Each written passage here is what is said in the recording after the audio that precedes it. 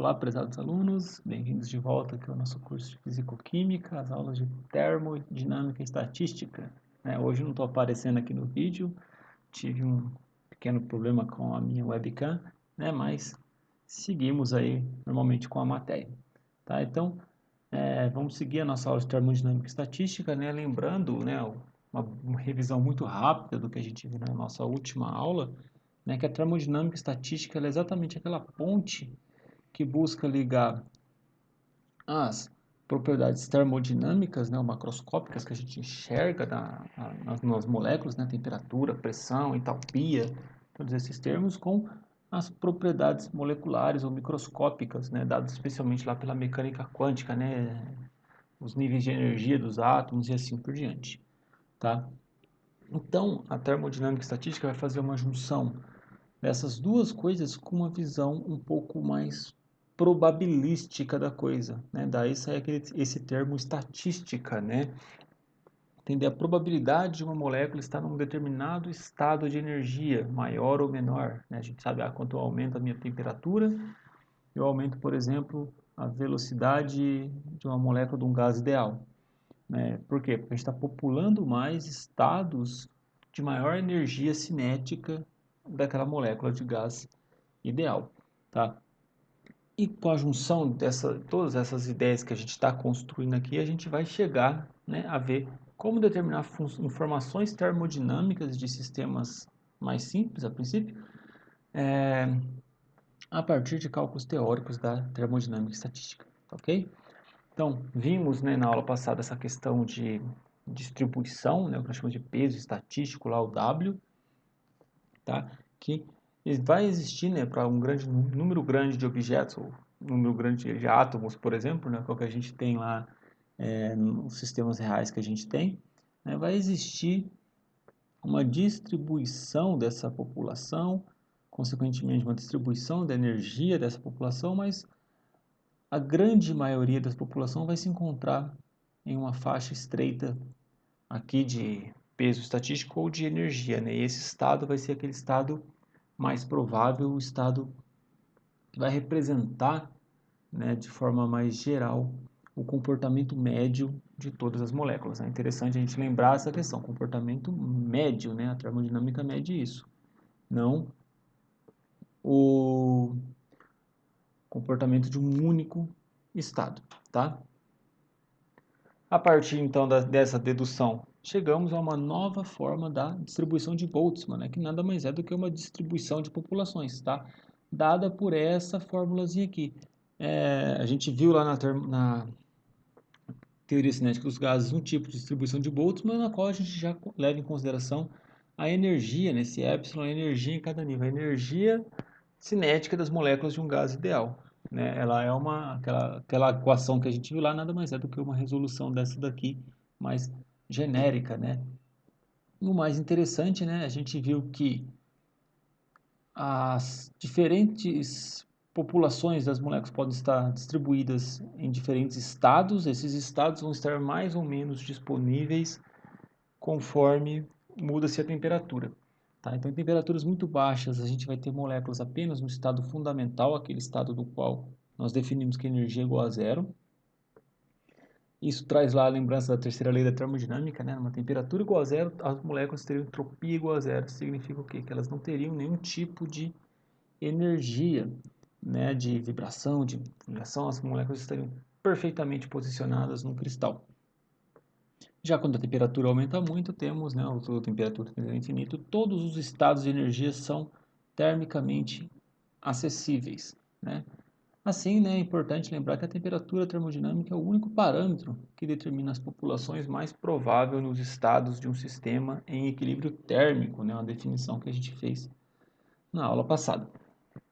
Da distribuição de Boltzmann, vimos que esse termo aqui embaixo, que seria essa somatória, das formas de energia, é o que nós chamamos de função de partição, dado com a letra Q.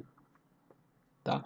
E a função de partição ela é muito importante porque a função de partição contém toda a informação sobre a energia daquele sistema. Lembrando que epsilon representa energia, E aí a gente pode colocar formas de energia diferentes. Energia cinética, energia de rotação da molécula, né?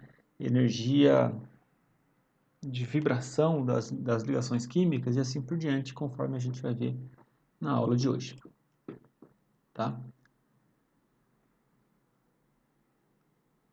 E dessa função de partição a gente pode calcular uma população, tá? Para essas moléculas. Então a população de um dado estado I, tá? Vai depender da temperatura, né? Da distribuição de temperatura, que a gente pode ver que né, numa temperatura maior, por exemplo, né, temos mais estados prováveis sendo populados, né? Sendo a população proporcional, né, a essa temperatura e a população de cada estado aí. Tá? Então, essa denominação função de partição, né, ela reflete exatamente o fato, né, do que, né, da função de partição, medir como o número total de moléculas se distribui ou se reparte entre os estados disponíveis. Ok? Após essa revisão extremamente rápida, tá, vamos fazer um exercíciozinho aqui de recordação e começar lá então a nossa aula em si. Tá? Vamos lá. Escreva a função de partição de um sistema de dois níveis de energia, sendo o nível de energia mais baixa, energia igual a zero, não degenerado, e o de energia mais alto, E, duplamente degenerado. Né? Então, o que isso representa? Né? Energia mais baixa, E, não degenerado, energia E1, ou só E aí, né? Epsilon, duplamente degenerado. Ou seja, a gente tem dois estados prováveis que têm a mesma energia. A função de partição ela é escrita, né, como uma somatória da degenerescência de cada estado vezes exponencial de menos beta, beta sendo 1 sobre kT, K, constante de Boltzmann, vezes a energia daquele estado. Veja que é um exercício ainda mais teórico, né? A gente não tem os valores dessas, ou qual é a forma dessa energia, ou esses valores aí. Então, a função de partição vai ser a soma desses dois estados. O estado 0, né, de energia igual a zero, fundamental, mais o estado 1, né, que é esse estado E1 aqui. Tá ok? A gente definiu que a energia do estado fundamental ela é igual a zero. Então, esse termo ε0 ele é igual a zero. Exponencial de zero é igual a 1. A degenerescência do estado fundamental também é igual a 1. Então, a gente tem que esse primeiro termo inteiro é igual a 1. Mais 2, porque 2 estado duplamente degenerado, né? Temos então dois níveis de energia nesse estado E1, exponencial de menos beta E, ou E1, né? Que é a energia daquele estado 1. Tá ok? É assim que a gente escreve, então, uma função de partição. Vamos avaliar como que acontece com a temperatura aqui para a gente lembrar. Se a temperatura ela tende a zero, esse termo beta epsilon tende a zero, tá? E que tende a 1. Lembra que a temperatura está no inverso aqui, tá, gente? E as populações dos estados, então, nesse caso, né, tenderia a população igual a 1, né? A população do estado, a população do estado fundamental aí. A temperatura tendendo a zero, ela tenderia igual a 1. Se a temperatura tende ao infinito, ou seja, esse termo T, ele é muito grande, lembra que ele está dividindo aqui, né? Todo esse termo epsilon sobre kT, ele vai tender a zero, então epsilon menos b vai tender a 1. E Q tende a 3, por quê? Se t é infinito, esse termo tende a zero, epsilon exponencial, perdão, desse termo tendendo a zero vai dar igual a 1. Então, esse segundo termo aqui vai dar igual a 2. 1 mais 2, 3. Né? Então, na temperatura infinita, Q é igual a 3. Então, os três estados estariam igualmente acessíveis, né? Refletindo a população dos estados aí, né? Que seria a função de partição daquele estado vezes a função de partição dividido pela função de partição total. Quando t tende a zero, a população desse estado 1 tende a zero também, né? Só o estado fundamental vai estar ocupado. É bastante importante a gente lembrar isso.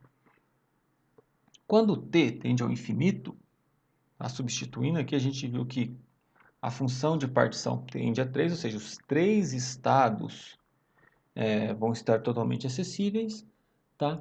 E a população do estado 0 vai tender a ser igual a 1/3, e a população do estado E1 vai ser igual a 2/3, porque aqui é duplamente degenerado. Então a gente tem 3 estados possíveis, tá?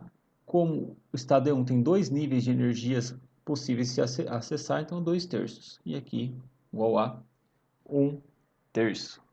Bastante teoria aí para a gente lembrar, ok? Então agora vamos para o material novo da nossa aula de hoje. A gente vai então começar a ver esses níveis de energia, esses épsilons lá que a gente via, né, o E de energia, agora com valores mais reais a partir de medidas experimentais mesmo, né, que a gente tem. E vamos começar isso fazendo através dos movimentos moleculares, tá? Lembra lá que a gente viu na aquele exemplo do micro-ondas, né? Como o micro-ondas aquece a água? O aparelho de micro-ondas ele solta uma radiação eletromagnética na faixa do micro-ondas, né? Radiação eletromagnética igual a energia. Essa energia chega nas moléculas de água, né? As moléculas de água se rotacionam, absorvem essa energia, rodam, sofrem um movimento de rotação. Essa rotação pelo atrito com o ambiente, ela dispersa essa energia que ela ganhou na forma de calor e aquece o alimento. Tá? Então tem tudo a ver com aquilo lá. Tá? Então, para uma molécula rotacionar, ou para ela vibrar, ou para ela mesmo se translacionar, né, andar no espaço, ela tem que ter uma certa energia. Se a molécula não tivesse energia, zero, ela não vibraria, não rotacionaria e nem se movimentaria no espaço. Tá? Então a gente vai substituir aqueles épsilons lá, né, que a gente vê aqui na função de partição, pelo cálculo da energia desses tipos de movimento. Tá ok? Esses cálculos, gente, eles são dados pela mecânica quântica, tá? Então, como vocês não viram a mecânica quântica ainda, né, nem a parte de espectroscopia, eu vou passar de forma geral aqui as fórmulas já prontas, tá? Mas para a gente poder calcular os números, não vou me estender muito na explicação de cada tipo de movimento, tá? Mas é importante a gente lembrar, ou a gente saber, na verdade, né, o seguinte fato. A energia para esses modos de movimentos moleculares ela é diferente. Por exemplo, muito mais energia é requerido para você vibrar uma molécula. Olha aqui, são essas linhas azuis, tá? Então, para a molécula vibrar, ela precisa receber mais energia do que para ela simplesmente rodar.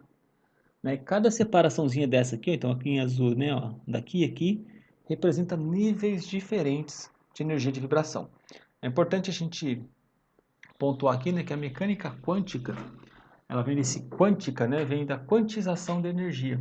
E foi-se provado que diferentes estados, né, que a gente tinha lá, aqueles estados duplamente generados, em cima o E0, o E1, aqueles diferentes estados, eles têm separações muito bem definidas de energia, tá? Então, vamos supor, eu dou uma energia igual a 10 para a molécula, ela vai conseguir chegar no estado de vibração igual a 2, por exemplo. Mas não igual a 3. Para não igual a 3, tem que dar um nível de energia 15. Enfim, né? São separados. E quanto maior essa separação, maior esse nível de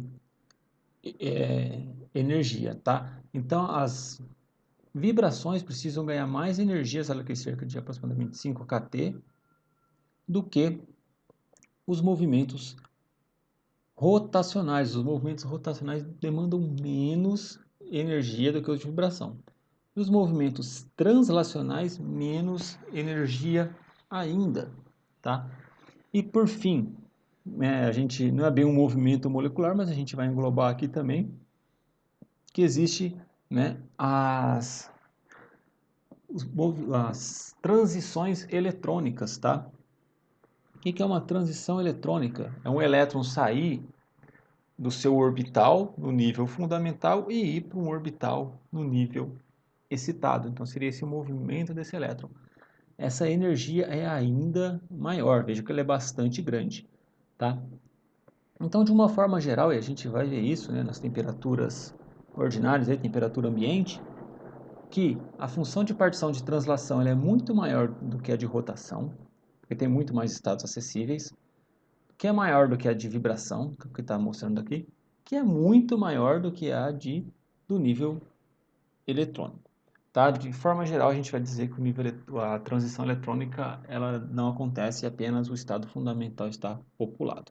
Mas a gente vai ver cada uma por partes aqui, tá?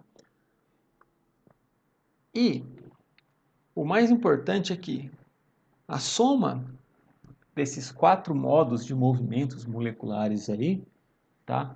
Vai nos dar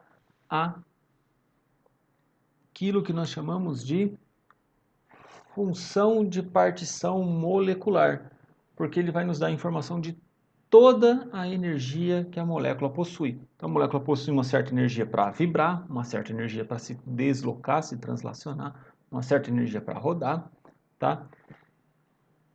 E a soma de todas as funções de partição relacionadas a cada uma de energia dessa, né? Na verdade, a soma não, né? O produto dessas funções de partição vai nos dar o que nós chamamos de função de partição molecular. E a partir dessa função de partição molecular, entendendo toda a energia que aquela molécula tem, nós podemos relacionar com propriedades termodinâmicas, né, como energia interna, entalpia, entropia e outras coisinhas mais que vamos ver ao longo do curso, tá?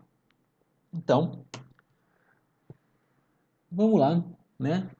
Que só discutindo então isso que eu acabei de falar, né, que a função de partição é dada pelo produto das energias associadas, tá?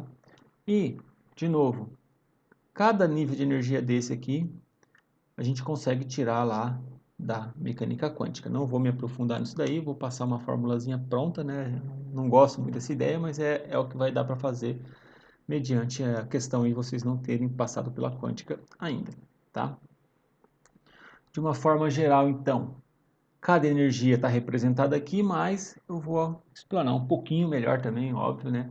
Para vocês nos slides seguintes, tá? Então vamos lá. A função de distribuição translacional, tá? A função de partição de translação de uma partícula de massa m, livre para se mover em uma caixa unidimensional, vamos pensar em uma dimensão primeiro, né? A molécula então caminhando em uma única dimensão, pode ser calculada utilizando o fato de a separação dos níveis de energia ser muito pequeno e dos grandes números de estados serem acessíveis entre si. Tá? De uma forma geral, essa função de partição em uma única dimensão vai depender de x, essa dimensão x, e esse lambda, né, que nós chamamos de comprimento de onda térmico. Tá? Substituindo o valor do lambda aqui na função de partição, chegamos a esses valores aqui. Calma aí que eu já chego lá. Considerando as 3 dimensões, né, nossa função de partição de translação seria, então, proporcional ao volume total ali daquele espaço, dividido por esse lambda ao cubo, né? Nós estamos considerando então as 3 dimensões x, y, z. De uma forma geral, para a gente lembrar, né, o valor dessa função de partição de translação vai ser igual a 2π, veja que né, na dedução aí tem uma questão de uma casca esférica, né, para considerar esse π aí, m, que é a unidade de massa atômica, então é a massa lá do composto, o oxigênio, 32 vezes 1,66 vezes 10 a menos 27 quilos, né? Que é a massa de uma unidade atômica. Lembre-se dessa conversão aqui, tá, gente? K, constante de Boltzmann, como a gente já viu. T, temperatura, elevado a 3 meios, né? Vem daquela ideia, né? De 3 dimensões, dividido por H ao cubo. H é a constante de Planck, tá? Relaciona, ela, de uma certa forma, relaciona aí uma medida de unidade espacial ou de área, né? Então, uma molécula em certa massa num tempo, né? O quanto aquela molécula se desloca em função de um tempo lá, considerando a massa e a área que ela tem para se deslocar, ok? 6,62 vezes 10 a menos 34, né? Números muito interessantes, né? Menos 34, menos 27, né? Então, estejam bastante atentos na hora de fazer os cálculos aí, tá? Na calculadora para não errar, tá ok? Então, vamos lá, vamos calcular a função de partição translacional para uma molécula de hidrogênio H2 confinada em um recipiente de 100 centímetros cúbicos, né? Então, ele deu o volume a 25 graus Celsius, tá ok? Aqui vamos usar a massa do hidrogênio igual a 2,016 vezes MU, né? Que é aquela massa de unidade atômica que está aqui atrás. Bem, vamos calcular primeiro o lambda, tá? Então, calculando o lambda, substituindo os valores aí.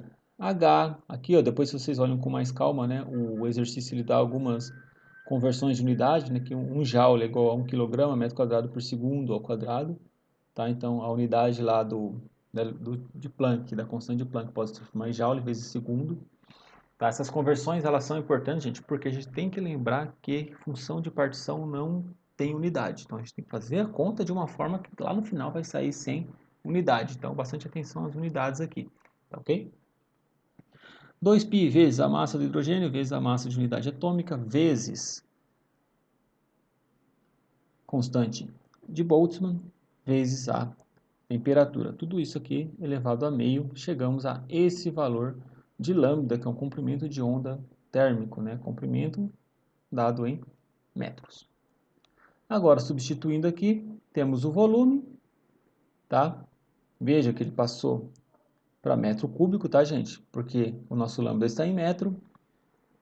Lambda aqui elevado a metro. A nossa função de partição de translação igual a 2,77 vezes 10 a 26. O que isso quer dizer? Olha como esse número é grande, né? Ele é muito, muito, muito grande. A gente vai ver em comparação com os outros, para vocês terem uma ideia. Tá? Então, primeiro, lembre-se que a função de partição é dimensional, que ele é muito grande. Isso quer dizer que praticamente todos os modos de translação estão acessíveis para o hidrogênio a 25 graus Celsius. Tá? É meio estranho pensar em modos diferentes de translação para a molécula, né? Mas ela poderia se translacionar em qualquer um dos dos três vértices, né? X, Y, Z, e as combinações entre eles de qualquer forma possível. Tá? Então, esses níveis de translação eles estão bastante acessíveis. Vamos então à função de distribuição rotacional. Lembra, a rotacional é aquela lá do micro-ondas, né? A forma que a molécula roda. Você tem que fornecer mais energia para a molécula rodar do que simplesmente para ela andar ou se translacionar no espaço. Tá? Vem lá da mecânica quântica que essa energia ela é igual a h, c, velocidade da luz, uma constante b, tá? Que a gente vai fornecer para vocês. Não vou me estender na explicação do que é esse b, tá? J mais 1. Com J sendo a separação ou esses níveis diferentes de energia de rotação. J igual a 0, 1, 2, sempre um número inteiro positivo, tá? O estado de mais baixa energia tem energia igual a zero, uma definição que a gente fez lá atrás e continuamos assim, tá? Então, cada nível consiste em 2J mais 1 estados degenerados, tá? Isso vem lá da definição também dessa rotação, né? Então, a gente tem estados degenerados. Então, a nossa função de partição seria uma somatória desses estados degenerados, 2J mais 1, tá? E exponencial de menos beta epsilon, que é a nossa energia, ou HCBJJ mais 1, tá? Só que na temperatura ambiente, a gente sabe que mais ou menos esse Kt, HC, lembrando que beta, né, é igual a 1 sobre Kt, igual a 200 centímetros a menos 1. Veja a unidade aqui em termos de medidas de metro também, né? As constantes de rotação de muitas moléculas têm valor próximo de 1 centímetro a menos 1, e muitas vezes ainda menores, tá? Como o do hidrogênio, tá? E muitos níveis de rotação estarão ocupados em temperaturas próximas ao ambiente, tá? Quando esse é o caso, né, ou seja, quando a grande maioria das moléculas, especialmente as moléculas pequenas, que são aquelas que a gente vai usar no exemplo aqui, a gente vai ter vários níveis de rotação ocupados. Então a gente pode aproximar toda essa equação aqui para uma equação mais simples, tá? Considerando aqui então um rotor linear ou um rotor não linear, tá? Tipo um hidrogênio H2 é um rotor linear, né? Por quê? Porque é uma molécula linear, tá ok? Vamos focar muito mais nesses exemplos mais simples aqui, tá ok também? Então, para uma molécula com um rotor linear, como H2, Cl2, O2, CO, essas moléculas diatômicas, por exemplo, a função de partição vai ser basicamente igual a Kt HC sobre B. Lembrando, H a constante Planck, B a constante rotacional, vai ser dado em centímetros a menos 1, sempre vou fornecer para vocês. C a velocidade da luz, tá? K a constante de Boltzmann, tá? Por que velocidade da luz, né? Lembra lá, o exemplo do micro-ondas, uma radiação eletromagnética, né? Então a velocidade da... por isso a gente usa a velocidade da luz, né? Também é uma onda eletromagnética. Então, para o HCl a 25 graus Celsius, usamos, né? Se a gente calcular esse KT-HC, né? Os outros três são constantes, considerando a temperatura aqui a 25 Celsius, a gente chega, né? Que esse termo aqui vai ser igual a 207,2 centímetros a menos 1. E B, né? Isso aqui é um valor que a gente vai sempre fornecer para vocês, 10,5 ou 10,6 aí, centímetros a menos 1. Então, substituindo lá na nossa equação, tá? A gente vê que a função de partição de rotação para o HCl, note que o HCl é um rotor linear, né? Uma molécula linear. Temos que a função de partição para essa molécula é igual a 19,59, aproximadamente 20. Tá? E se não fosse um rotor linear, a gente teria que considerar aqui uma equação um pouquinho mais complicada, tá ok? A gente teria esse valor de B lá que a gente deu, né, que é a constante rotacional, a gente teria que ter uma constante rotacional para cada coordenada x, y, z. Não é o caso. Aqui é um caso mais simples. O mais interessante aqui é notar o quê, né? Aproximadamente 20 estados rotacionais estão disponíveis. Lembra lá da função de partição translacional, que deu um número vezes 10 a 26? A gente tinha bilhões de estados disponíveis. Agora aqui na rotação já menos, ó, muito menos. Só 20 estados rotacionais disponíveis, ou 20 formas dessa molécula rodar. Tá? O mais interessante é que não se tratam de níveis, tá? São estados rotacionais. Por quê? Porque os níveis podem ser degenerados. Então, naquele mesmo nível de energia, não existem 20 níveis de energia disponíveis, né? Porque num dado nível de energia você pode ter estados degenerados. Então, uma molécula de HCl rodar, vamos pensar aí, né? Tipo, da direita para a esquerda ou da esquerda para a direita, no final, essa rotação vai dar na mesma coisa, né? Então são estados degenerados, tá? Ou níveis degenerados, tá ok? Né? Mas na verdade uma equação mais completa aqui para a gente, né? A gente tem que considerar esse sigma aqui, que é o número de simetria, tá? Se for um rotor linear assimétrico, como o HCl, né, são HCN, né, do CO, duas moléculas diferentes, a gente usa esse sigma aqui igual a 1, que foi o que a gente fez aqui. Tá? Para um rotor linear simétrico, como o hidrogênio, oxigênio, Cl2, CO2, a gente tem que usar esse número de simetria igual a 2. Tá? Não vou também me estender, é muito importante vocês lembrarem dessa questão aqui. O mesmo vale para os rotores não lineares. Vamos para a nossa próxima forma aí, tá? A função de distribuição vibracional, tá? Para simplificar, a gente vai considerar que a aproximação da vibração harmônica. O que é a vibração harmônica? Os níveis de energia vibracional são uniformemente separados como energia H, C, Ni, né? Sendo Ni a diferença de energia. Vocês vão entender melhor no exemplo no próximo slide. Mas basicamente imagina o quê, né? O que é a vibração, né? Esse afastamento e aproximação dos átomos ali ao redor da ligação química entre eles. Tá? A gente pode relacionar isso com uma mola, né? A mola vai para frente, vai para trás, ela vai e volta, se aproxima, se estende, tá? E a questão desses níveis de energia serem uniformemente separados, imagina o seguinte, né? Na quantização da energia se admite isso, é como se essa mola ela conseguisse ir até certos limites ou voltar até certos limites bem definidos, diferentes níveis de energias muito bem separados. Tá? No próximo slide eu vou trazer uma outra figura que ajuda a entender isso aí.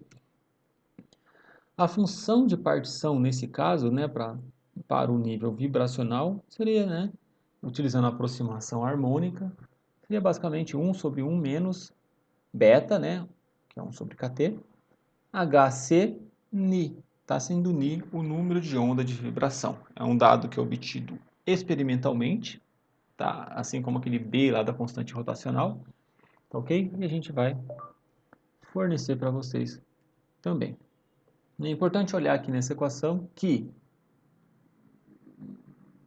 quando QV, né, a função de partição aqui da vibração é igual a 1, quando T vai para zero. Lembra que o T divide aqui, tá ok? Quando T tende a zero, esse termo aqui tende a 1, toda a divisão vai tender a zero, tá?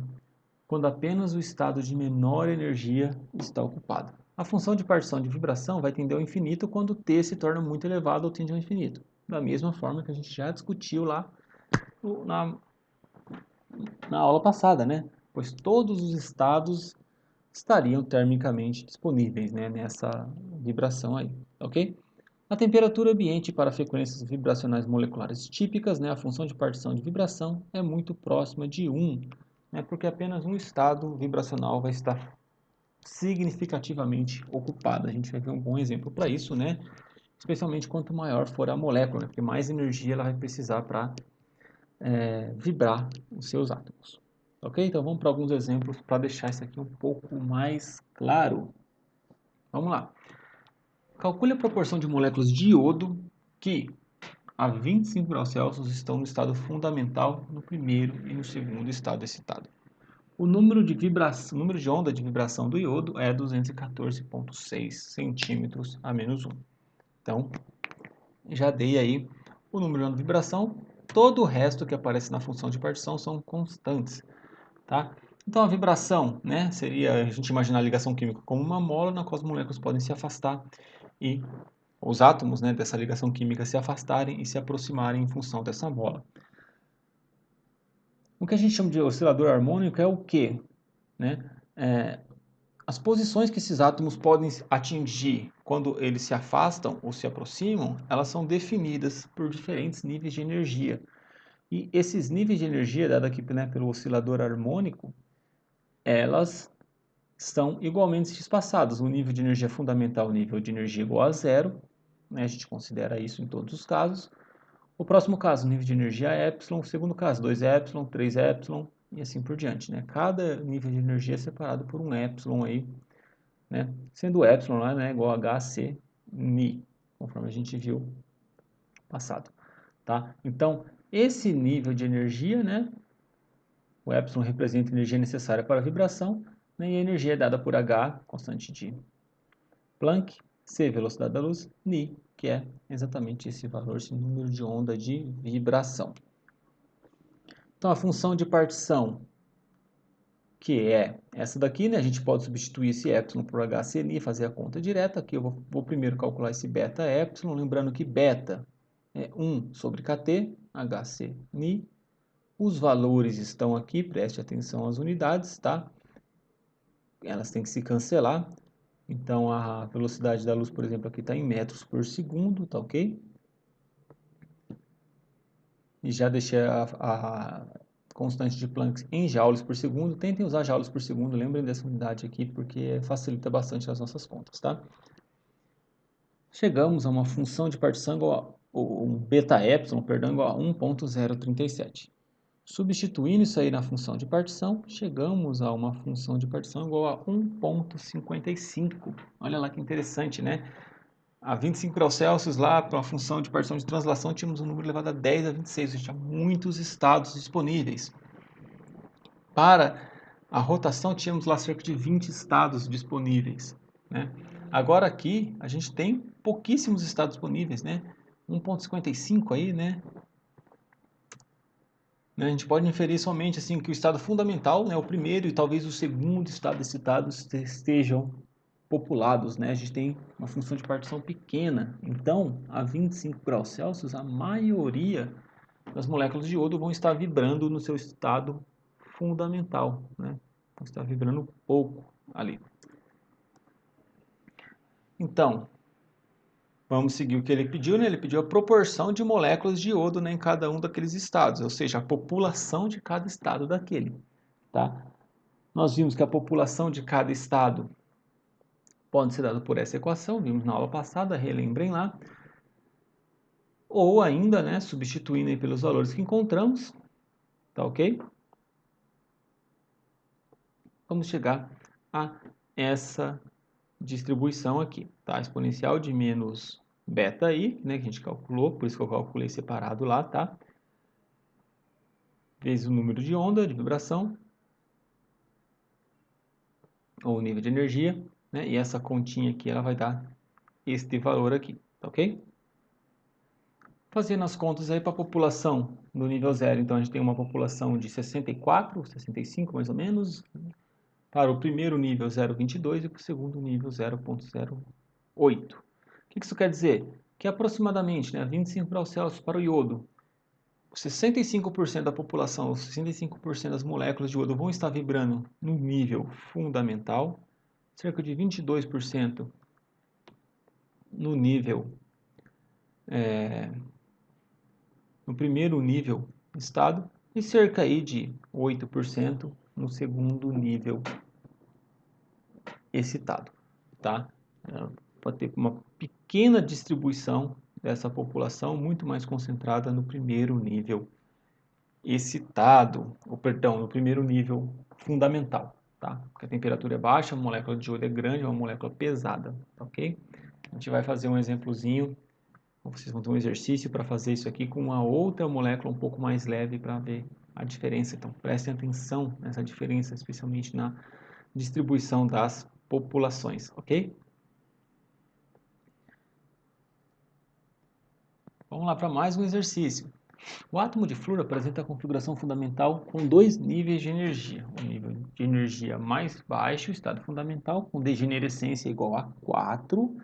Né? Note que aqui a gente não considerou níveis diferentes de degenerescência para a vibração, por exemplo, tá? E o nível mais alto com degenerescência igual a 2, tá? Numa energia acima do estado fundamental, tá? Correspondente a 404, desculpa o corte aqui, tá, gente? 404 centímetros a menos 1. Escreva a expressão da função de partição e faça um gráfico dessa função versus a temperatura. Então, um exercício um pouco mais teórico de novo. Tá? Ele pediu para a gente fazer expressar a função de partição nessa condição aqui. O que a gente tem? Um nível fundamental é zero com energia igual a zero, né? Com degenerescência igual a 4, e o nível de energia E1, separado aqui, a separação dessa energia, esse ΔE de energia entre os dois estados aqui é 404 centímetros a menos 1, tá? Com energia E sendo esse nível duplamente degenerado. Como que a gente escreve a nossa função de partição? Simplesmente, né, Q igual a somatória das degenerescências vezes aquele epsilon, né, ou a degenerescência do estado fundamental, mais o epsilon aqui, o exponencial, perdão, mais a degenerescência do nível de energia 1 vezes o exponencial lá que representa a energia, tá ok? Sendo a energia do estado 1 igual a... Primeiro, qual que é a energia do estado 0? É igual a zero. Esse epsilon 0 aqui, esse epsilon aqui é igual a... Perdão, esse epsilon 0 aqui é igual a zero. Exponencial de 0 é igual a 1, tá? 1. G0 é igual a quanto? G0 é igual a 4, porque é 4. Degenerescência igual a 4. 4 vezes 1, 4. Então, nossa função de partição é 4, né? Porque todo esse termo aqui se torna igual a 4, mais 2, que é a G1, que é a degenerescência do estado de energia E1, tá? Exponencial de menos beta E1. Tá? Aqui o exercício não falou, mas é o nível de energia de vibração. Então, esse ε1 a gente pode substituir pela mesma função de energia que a gente viu lá atrás, Hc, e o número de onda de vibração, que é esse 404 centímetros a menos 1. Tá? Então, de forma teórica, nossa equação aqui da função de partição se torna essa daqui. Nós podemos substituir aqui K, T, H e C, tá? E esse valor da diferença de energia de vibração, esse número de onda de vibração aqui, Ni. tá ok? Só que ele não deu a temperatura para a gente. Tá? Então, substituindo aqui todos os valores menos a temperatura, que é a única coisa que a gente não sabe, né, chegaríamos a uma expressão desse tipo, né? 4 mais 2, substituindo os valores aqui, calculando cerca de 581,5 dividido por T. Lembrando que beta é igual a 1 sobre Kt. E aí, para a gente fazer um gráfico em função da temperatura. Então, o que a gente faz? A gente usa uma tabelinha do Excel, olha que bonito lá. Tá? E calcula para diferentes temperaturas quanto que vai ser essa função de partição. Note que se a temperatura é igual a 1, né, minha função de partição é igual a 4, e conforme eu vou aumentando essa temperatura e for chegando ela lá para o infinito, minha função de partição vai aumentando. No limite que de t infinito, essa função de partição ela seria igual a 6, né? Porque esse termo seria exponencial elevado a praticamente zero, né? Então, seria igual a 1, 4 mais 2 igual a 6. Então, a função de partição na temperatura igual a zero, Kelvin, seria igual a 4, e na temperatura igual a infinito, ela tenderia a ser igual a 6, que é exatamente isso que a gente está vendo aqui no nosso gráfico, né? Vejam que na temperatura lá de 10.000 Kelvin, praticamente, né, todos os estados estão igualmente acessíveis, né? Isso se torna constante, né? Então ela sobe muito rápido aqui e depois se torna constante em função da temperatura. Então quando T tende ao infinito, Q tende a 6, como assim a gente já esperaria de forma teórica, com valores reais para uma molécula aí, ok? Mais um exemplo bacana aqui para a gente finalizar a nossa aula, né? Ó, qual a temperatura em que a população do estado superior de um sistema de 2 níveis é igual à metade da população do estado inferior, sendo 300 centímetros a menos 1 a separação entre os dois estados? Nossa senhora, professor, e agora? Né? O que ele está falando? A gente tem dois estados, ele não falou de degenerescência. Se não se fala de degenerescência, a gente pensa, né, que a degenerescência é igual a 1, tá ok? Se o exercício não afirma o contrário, vocês sempre vão considerar a degenerescência igual a 1. Então, eu tenho um estado E0, um estado E1, com uma única degenerescência naquele exercício lá de lá, tá? Cuja diferença de energia aqui entre eles é aquela que ele deu lá de 300 centímetros a menos 1. Né? Aqui nesse exercício ele tinha dado que era 404. Tá ok? E ele quer uma relação entre populações, tá? Se a gente vir lá na distribuição de Boltzmann, vamos ver, né, que a população de um dado estado vai ser dada, né, por esta equação aqui, tá? Só que ele quer o quê? Ele quer uma relação entre essas populações. Então, se eu relacionar a população do estado 2, o estado de maior energia, com a do estado 1, vou chegar nesse valor aqui, tá? Porque Q, a função de partição, é igual nas duas, tá? A gente corta, N, número total de moléculas, vai ser igual nas duas, a gente corta, a gente fica com essa relação. Usando as propriedades dos exponenciais, né, uma divisão de exponenciais vai ser igual a uma subtração entre eles. Então, a subtração que está elevada ao exponencial aqui. Beta é um termo comum, a gente chega aqui, E2 menos E1, né, a diferença de energia entre os dois níveis, ou seja, ΔE, ou ΔΕ, que é exatamente esse valor aqui, tá vendo? Então, a gente pode usar essa relação de duas populações, N2 e N1, vamos ter mais exemplo disso aí, é igual ao exponencial de menos beta, né, o que é igual a 1 sobre Kt, delta E, a diferença de energia entre esses dois estados. Então, é um jeito muito mais fácil de calcular a relação entre duas populações, né, calcular direto pela esse delta E numa certa temperatura. Tá? E o que ele falou? Num estado na qual a população do nível superior, N2, é igual a metade da população do nível inferior, N1. Ou seja, N1 é o dobro de N2. Aí a gente pode colocar o valor que quiser, desde que atenda esse requisito aí do exercício, né? Então coloca o N1 igual a 2.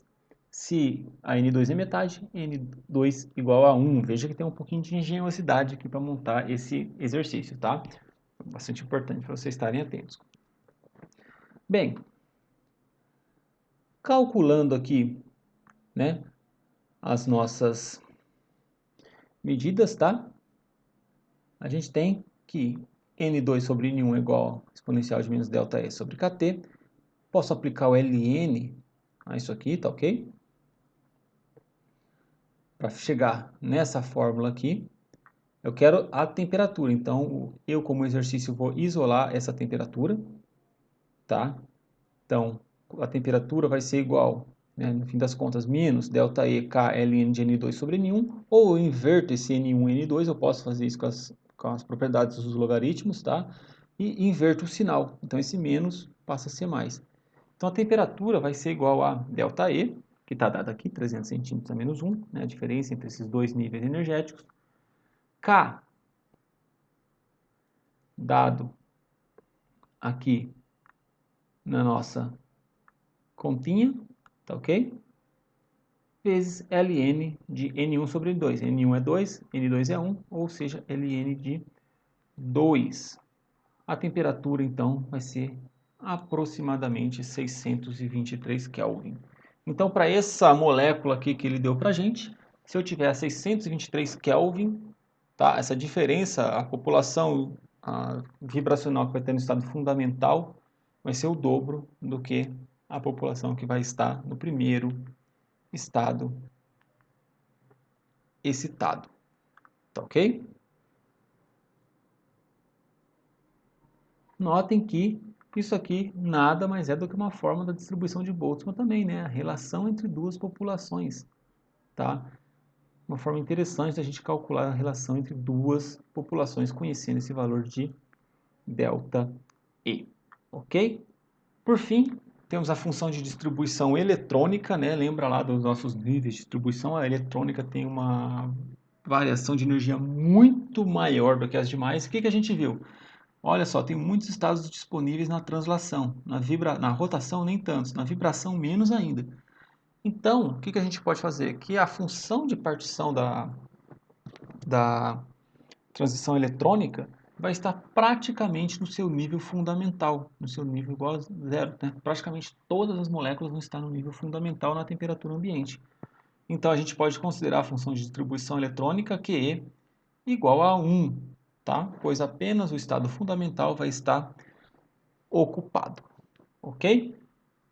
Essa é uma aproximação que a gente vai fazer, vai levar em consideração. Não vamos descrever a função de distribuição eletrônica, porque não existe uma forma única ou correta de se descrever, ela é bem mais complicada também, ok?